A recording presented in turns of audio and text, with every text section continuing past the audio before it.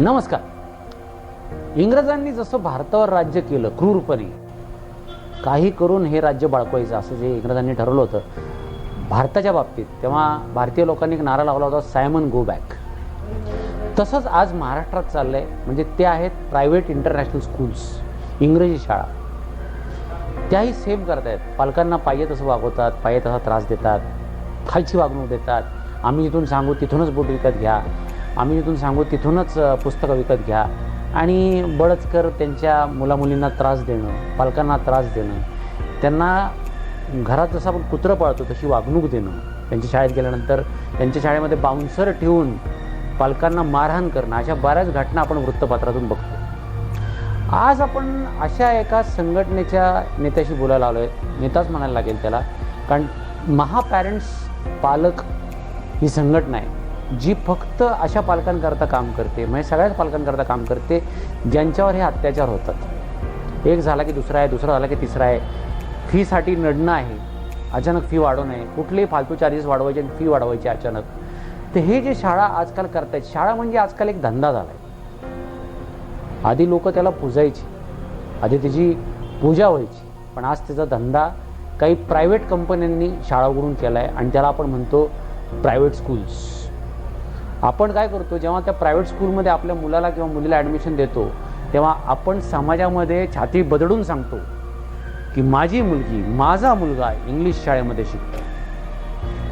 पण जे इंग्लिश शाळा शिकवते त्यातली किती मुलं मुली मोठ्या झाल्या, आणि जी मराठी शाळेतली मुलं मुली आहेत ते आज कुठल्या पोस्टला आहेत, मराठीमध्ये शिकूनसुद्धा, सरकारी शाळांमध्ये शिकूनसुद्धा.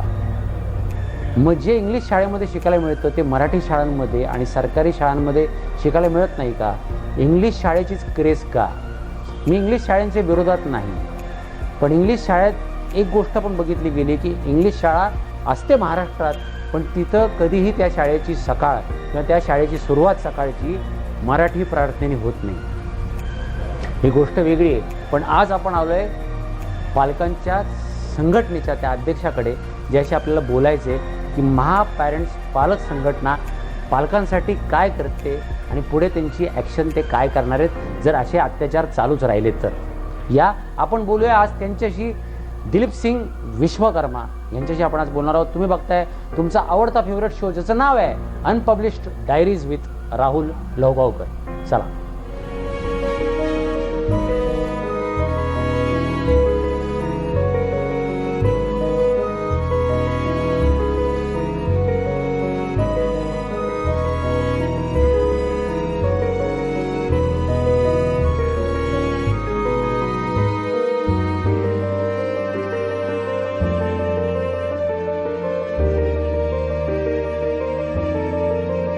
सर, आजच्या या आपल्या पुरोगामी महाराष्ट्रामध्ये हे जे कॉर्पोरेट शाळा आल्यात किंवा इंग्लिश माध्यमिक ज्या शाळा आल्यात, आपण ज्याला इंटरनॅशनल स्कूल म्हणतो, तर याच्यामध्ये असं झालं आहे की इथला जो भूमिपुत्र आहे तर त्याला या बाहेरच्या येणाऱ्या ज्या शाळा आहेत, इंग्लिश शाळा, ह्या अशी वागणूक देतात शाळेमध्ये, म्हणजे बाउन्सरकडून मारहाण म्हणा, किंवा आम्ही सांगू तिथूनच पुस्तकं घ्या, आम्ही सांगू तिथूनच ड्रेस घ्या, अचानक फी वाढवणार, किंवा जर फी नाही दिली तर त्या विद्यार्थ्याला बाथरूममध्ये वगैरे कोंडून ठेवणार, किंवा पालकांवर दादागिरी करणार. तर असं जे चाललं आहे आत्ता, म्हणजे कुत्र्याला वागणूक चांगली मिळते पण ह्या पालकांना वागणूक चांगली नाही मिळत असं म्हटलं जातं ह्या इंटरनॅशनल इंग्लिश स्कूल्ससाठी.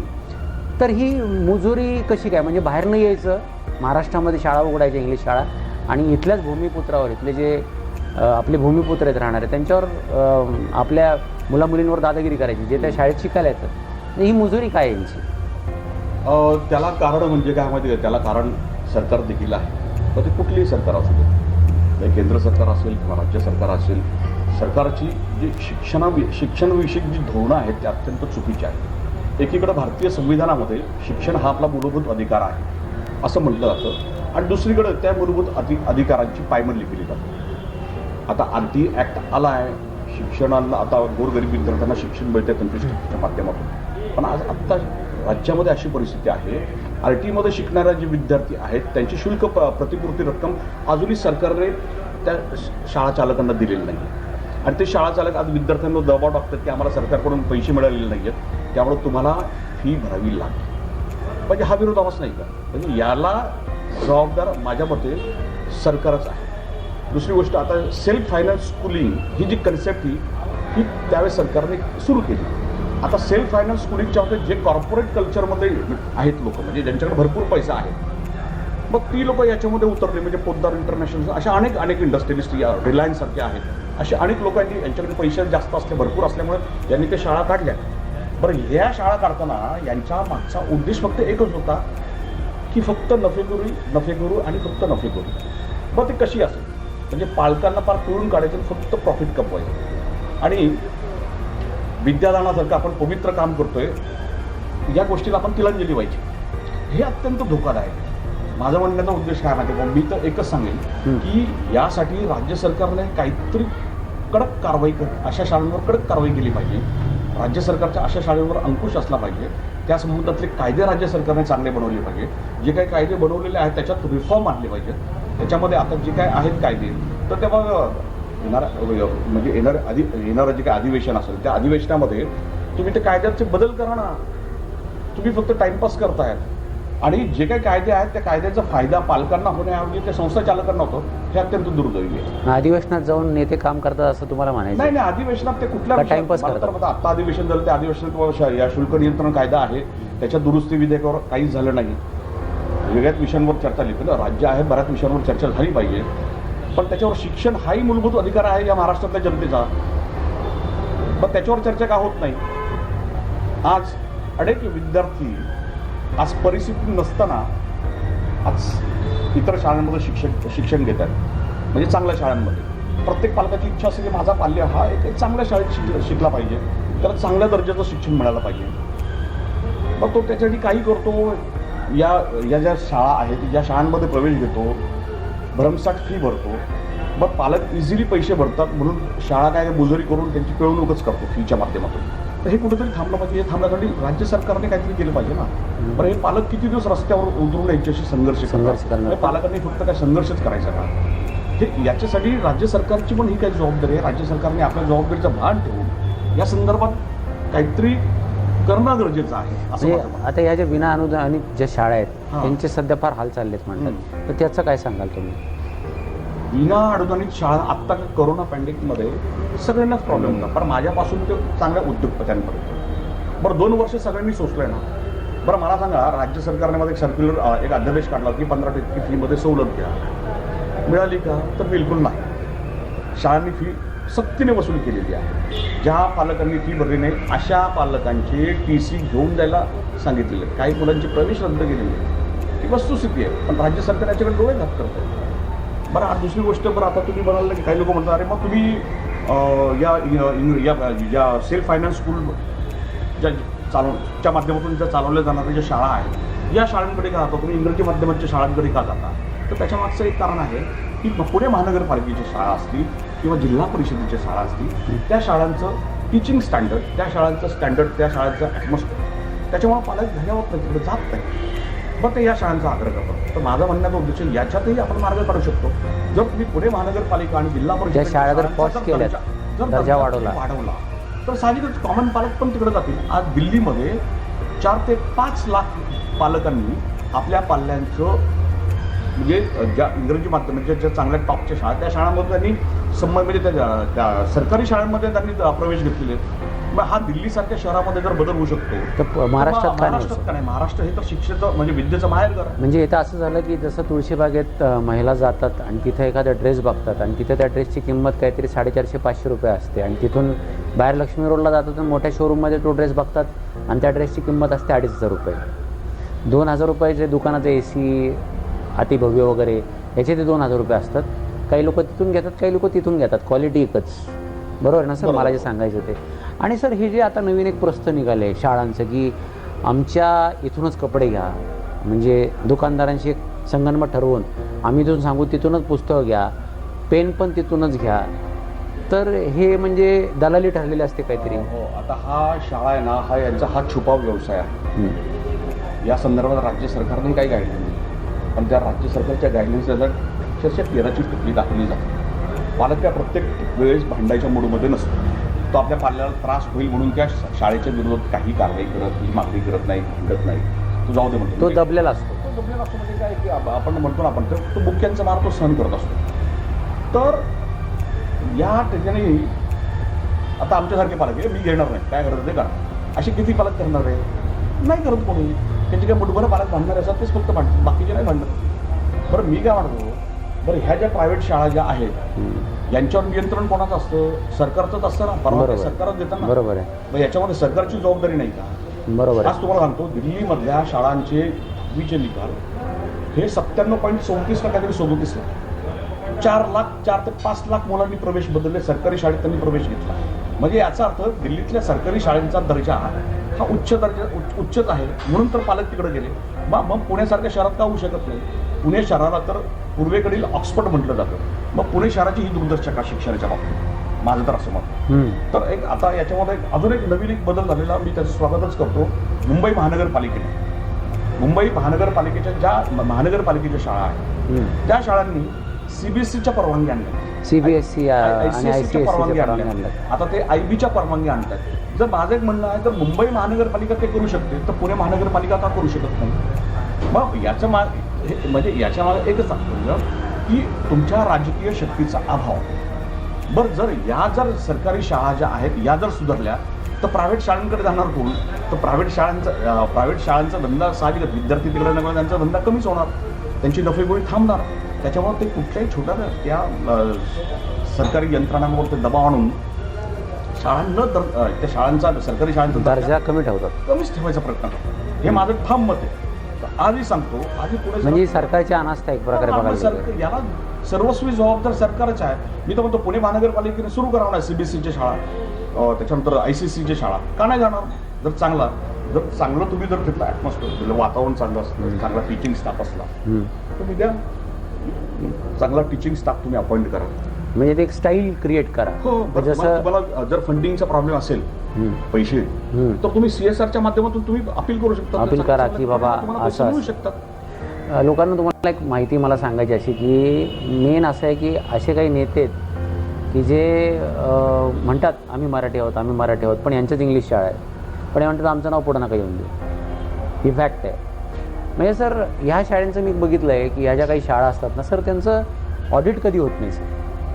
काय कारण? ऑडिट जरी झालं तरी ऑडिट हे सबमिट करावं लागतं, सबमिटच करत नाही. आणि ते जरी ऑडिट झालं ना तरी ते प्रॉफिट कधीच दाखवत नाही.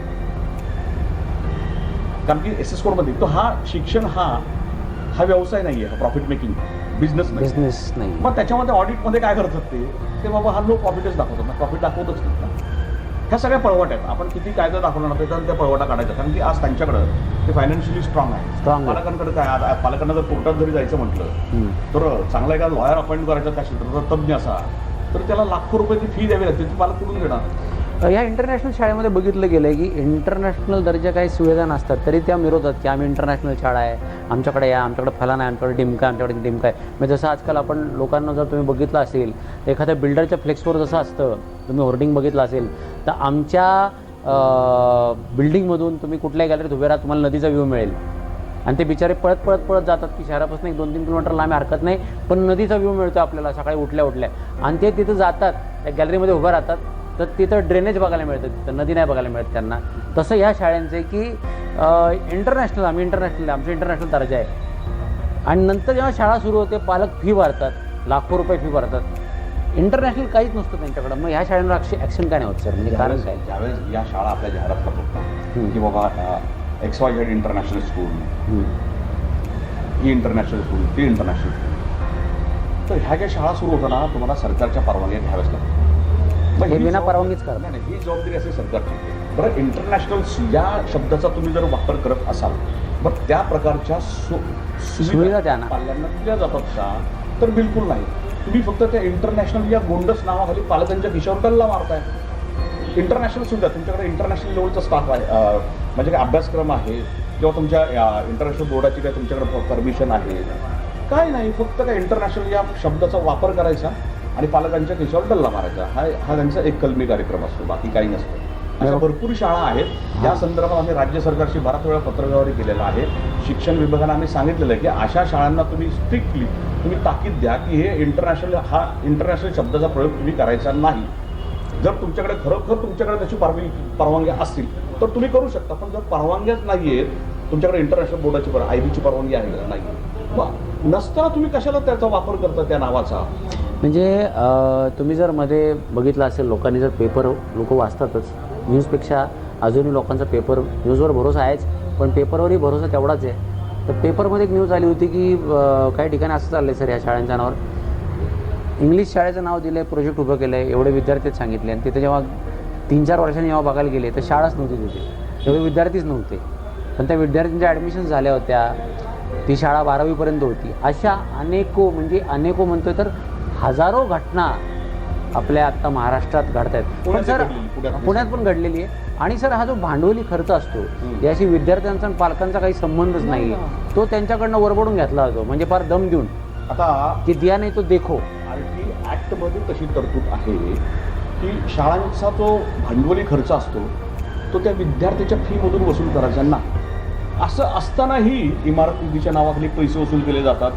अरे आमच्या शाळेची भिंत बांधायची आहे, फेन्सिंग करायचं, ही फॅसिलिटी, ही सुविधा तुम्हाला विद्यार्थ्यांना द्यायची आहे, आणि पालकांची लुटमारच केली जाते ना. मग हे RT ॲक्टमध्ये सांगितलं की भांडवली खर्च हा विद्यार्थ्यांकडून वसूल करायचा नाही. असं असताना सुद्धा RT ॲक्ट जो आहे तो फाट्यावर मारला जातो. बरोबर. बरं, हे राज्य सरकारच्या लक्षात आलं पाहिजे की नाही? पण ते काय येत नाही, ते जाऊ दे मोठे. आत्ता याच पुणे शहरामध्ये एक संस्था, मी नाव येणार नाही तिचं, त्या संस्थेने बोगस ऑडिट, बोगस पटसंख्या, बोगस शिक्षकांची संख्या असं संपून राज्य सरकारची 4 ते 5 कोटी रुपयाची फसवणूक. हो. त्याच्यावर कारवाई झाली, अटकही करण्यात आली. त्याचं ते प्रकरण त्याचं न्यायप्रविष्ट आहे. पण हा पुण्यासारख्या शहरात घडला प्रकार. म्हणजे आता हे जर एका शाळेचं उघड झालंय त्यांच्या अंतर्गत वादामुळं, अशा पुणे शहरात कितीतरी शाळा आहेत. मग माझं मत काय माहिती का, राज्य सरकारकडे माझं असं म्हणणं आहे की जसं प्रत्येक डिपार्टमेंटला एक व्हिजिलन्स डिपार्टमेंट असलं तसं शाळेमध्ये पण असलं पाहिजे. म्हणजे शिक्षण विभागाकडे बरोबर आहे. किंवा त्यांनी फ्लाईंग स्क्वॉड तयार करावा, बाबा इथं काहीतरी आहे, चला इथं रेड करायची. बरं, यांची ऑडिट रिपोर्ट चेक करायची, प्रत्यक्षात जाऊन पाहणी करायची, चेक झालं पाहिजे. बरं काय माहिती का, अधिकाऱ्यांच्या त्यांचे हितसंबंध असतात, त्याच्यामुळे काही पॉलिटिकल प्रेशर्स असतात. पॉलिटिकल प्रेशर का, तर संस्थाच्या त्या शाळा चालकांचे काही पुढाऱ्यांचे संबंध असतात, म्हणजे पॉलिटिकल सगळी सेटिंग होऊन जाते. त्याच्यामुळे काय याच्यामध्ये फक्त पालक सपोर्ट होतो. सर, एक महापॅरेंट्स पालक संघटने जे आपण धरता आहात ते म्हणून आपण हे जे पालक तुम्हाला बघतायत सगळीकडे जगात, त्यांना तुम्ही काय मेसेज द्याल? माझं म्हणणं आहे की सगळ्यात पहिली गोष्ट पालकांमध्ये अवेअरनेस असला पाहिजे. अवेअरनेस म्हणजे काय, आता ते CBSE, ICSE, त्याच्यानंतर IB या ज्या काही शाळा आहेत, शेजारच्या देशपांडे काकूंचा मुलगा CBSE शाळेत जातो म्हणून आपली बायको आपल्याला प्रेशर करते की बा आपल्या मुलालाही CBSEच्या शाळेत टाकलं पाहिजे. तर हा आग्रह धरायचाच नाही. काय म्हणजे का, CBSE, ICSEच्या शाळा इथं पुण्यात सुरू करण्यामागचा एकमेव उद्देश आहे SSC बोर्डाच्या शाळा आणि CBSEच्या बोर्डाच्या शाळा, या दोन्ही बोर्डाच्या शाळांमधल्या फीच्या स्ट्रक्चरमध्ये खूप तफावत असते. त्यांचं फीचं स्ट्रक्चर एकदम हाय असतं. मग आपण फक्त आपल्या अट्टहासापोटी, आपल्या स्टेटसपोटी आपण काय, आपलं स्टेटस आपलं जपण्यासाठी आपण काय करतो, व माझा मुलगा CBSEच्या शाळेत शिकतो.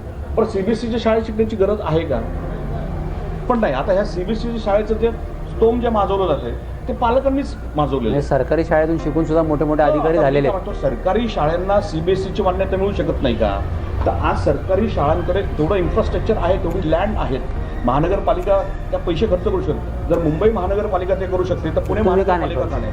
माझा म्हणण्याचा उद्देश हा आहे, माझा CBSEला विरोध नाही आहे, ICSEला विरोध आहे, पण प्रायव्हेट शाळांच्या याला आपण बळी का पडायचं? मुजोरीला बळी का पडायचं? आपण बळी का पडायचं? मी काय म्हणतो, आपण संपूर्ण पालकांनी मिळून आपण राज्य सरकारकडे विनंती केली, आपण त्यांच्यावर प्रेशर आणलं की बाबा ह्या ज्या महानगरपालिका, स्थानिक स्वराज्य संस्थांच्या ज्या काही शाळा आहेत त्यांना तुम्ही CBSEच्या परवानग्या घ्या, ICSEच्या परवानग्या घ्या, IBच्या घ्या. त्याच्यामुळे गोरगरीब लोकांना खूप स्वस्त दरात शिक्षण मिळेल आणि चांगल्या प्रतीचं, आणि मिळेल नाही मिळू शकतं. त्या वाघोलीच्या पुढे एक शाळा आहे, काहीतरी कुठली तरी वाडी आहे, ती जिल्हा परिषद शाळा. तिचं इतकं कौतुक झालं, तिथं विद्यार्थ्यांना प्रवेश मिळत नाही. अजून पुण्यात अशा शाळा निर्माण होऊ शकतात, महानगरपालिकेच्या शाळा आहेत, निर्माण होऊ शकतात. मग मी काय म्हणतो, मग त्या शाळांवर फोकस का केलं जात नाही इतर महानगरपालिकेच्या? आपल्याला राजेंनी शिकवलंय की माननीय छत्रपती शिवाजी महाराजांनी आपल्याला शिकवलंय, किंवा फुले आंबेडकरांचा हा पुरोगामी महाराष्ट्र आहे, त्यांची शिकवण आपल्याला नेहमी शिकवते की जिथं अन्याय होत असेल तिथं आवाज उठवणं गरजेचं आहे. पण आपली ही जी जनता आहे ना महाराष्ट्रातली, किंवा हे जे पालक आहेत ना, यांचा प्रॉब्लेम काय माहिती का, यांना सवय लागली वर्षानुवर्ष, टोल नाका समोर आला की यांचा खिशात हात जातो, ट्रॅफिकचं काही कोणी अडवलं की यांचा खिशात हात जातो, हे दंड भरा, ते टॅक्स भरा, हे टॅक्स. आजकाल बघा तुम्ही सर्वात जास्त महिना टू महिना दंडच भरता. तुम्हाला एखादी पावती येते, त्याच्यावर दंड असतो 6,000 7,000. मग इकडे शाळेची फी वाढते, इकडे गॅस वाढतो, इकडे पेट्रोल वाढतं, इकडे CNG वाढतं, सगळं वाढत चाललं आहे. आता सगळेच जर दंड भरत बसलो तर घरात दगडं खायची का आपलं घर भारत सरकार चालवणार का महाराष्ट्र सरकार चालवणार, हे आजकाल पालकांना आणि जनतेला कळत नाही. पण महाराजांनी एक शिकवण फार चांगली दिली की जिथं अन्याय होत असेल, इथपर्यंत पाणी आला असेल ना, तर थोडंसं जागं व्हा, जाऊ दे आता करायलाच लागतं, कोण करणार, बघूया, राहू दे ना, असं ढिम्म होऊ नका. काय होतं, नुसतं बघून थंड बसू नका, उठा, तरच तुमचं जे पाल्य आहे, तुमचं जे लेकरू ते शाळेत शिकतंय त्याचं भविष्य चांगलं होईल. नाहीतर जर सगळे पैसे तुम्ही जर शाळेचेच बोकांडी जर मारले तर तुमच्या घरात आणि तुमच्या हातात महिन्याला खर्चायला शिल्लक राहणार ते काय.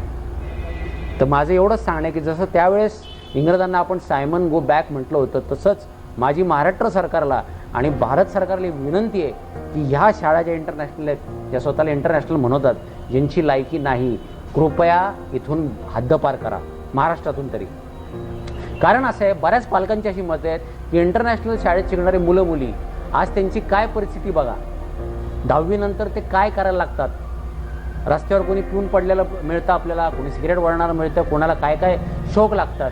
पण हेच उलटं जर आपण बघितलं, माझा इंग्लिश शाळांना विरोध नाही आहे, पण डोक्यावरनं जर पाणी चाललं तर पालकांनी ते वेळीच आवरावं अशी माझी विनंती आहे. आणि उलट मराठी शाळेत गेल्यानंतर मुलगा किंवा मुलगी तुमची किंवा सरकारी शाळेत गेल्यानंतर जर त्याचा दर्जा जर सरकारने वाढवला तर तुमचा मुलगा किंवा तुमची मुलगी एक मोठे अधिकारी होऊ शकतात, चांगल्या पोस्टला जाऊ शकतात आणि तुम्ही अभिमानाने सांगू शकता की माझी मुलगी किंवा माझा मुलगा सरकारी शाळेत शिकलाय किंवा मराठी शाळेत शिकलाय आणि तो आज मोठा अधिकारी झाला आहे. इंग्लिश शाळेचा माज किंवा स्तोंब माजवू नका, तोंडावर आपटायला लागतं नंतर, एवढं लक्षात ठेवा. तुम्ही हे बघून म्हणाल याला काय कळतंय, हा नुसता बोलतो. मी नुसता बोलत नाही, मी सत्य बोलतो. तुम्ही बघत आहात अनपब्लिश डायरीज विथ राहुल लोगावकर. आज आपण भेटलो महापॅरेंट्स पालक संघटनाचे जे करता धरता आहेत दिलीप सिंग विश्वकर्मा यांना. असंच प्रत्येक भागात आम्ही तुम्हाला अशा लोकांच्या भेटीगाठी घालून देऊ जे तुम्हाला समाजात आज काय चाललं आहे ते तुमच्या समोर आणतील. बघत राहा, कॉमेंट, लाईक आणि सबस्क्राईब करत राहा या चॅनलला. तुमचं प्रेम ह्या सगळ्या गोष्टींना, ह्या अनपब्लिश डायरीज विथ राहुल लोगावकरांना मोठं करू शकतं आणि समाजात एक जनजागृती घडवू शकतं, एवढं लक्षात ठेवा. आणि बघत राहा unpublished diaries with Rahul Logaonkar. Thank you.